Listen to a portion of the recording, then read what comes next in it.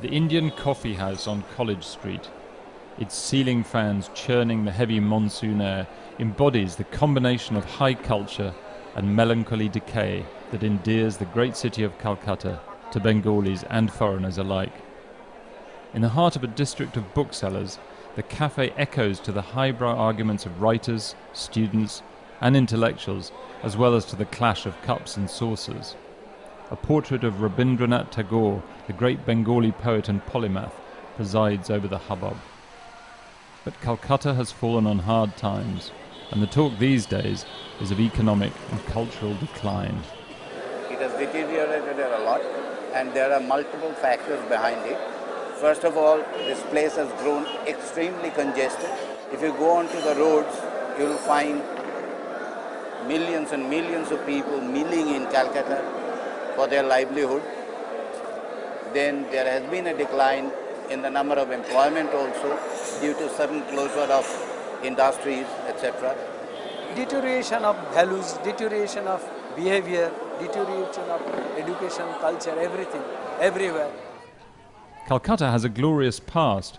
It was India's administrative capital until the British Raj made Delhi its chief city in 1911, and it remained India's undisputed cultural hub for decades after that.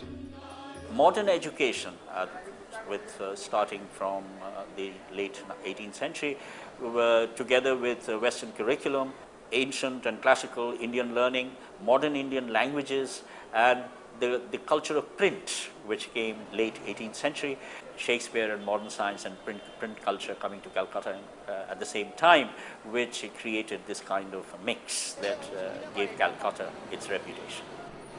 Today's Calcutta is very different. Overcrowded and impoverished, it reeks of decay. Beggars lie half-naked on the streets, buildings crumble, rats forage in the rubbish on the banks of the Hooghly River. The city's history since Tagore's death in 1941 has been one of inexorable decline.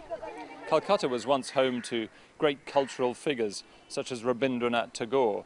His family house here behind me is now a museum. He was a poet, an artist, a musician, the ultimate Renaissance man. But all that was a century ago. And yet there's hope. Calcutta's artists and academics say they see signs of a new Bengali Renaissance. Perhaps not in poetry, but in new cinema, drama in the suburbs, and the music of the city's Bangla bands. They are coming up with new theatres, new literary journals and magazines, new institutions and organizations of learning and culture. They are trying to criticize, they are very innovative, and that gives us hope that if we have our sights sort of fixed on Calcutta as you knew it, then maybe we can say that Calcutta is declining. But if we look in and around the place, then there are shoots of new life springing up all the time.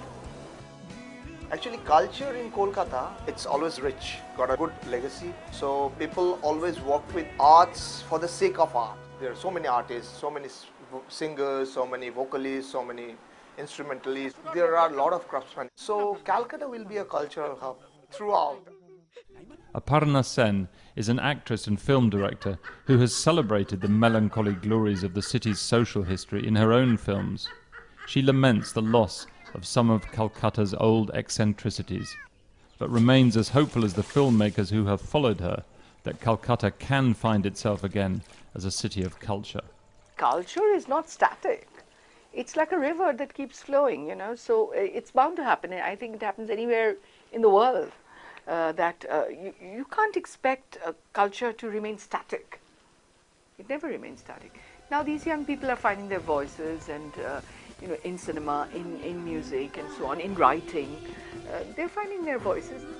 There's plenty of nostalgia for the lost glories of Calcutta's cultural heritage, but the artists and the writers who live here are confident that their city can constantly reinvent itself as it has done so often in the past. Victor Mallet, Financial Times, Calcutta.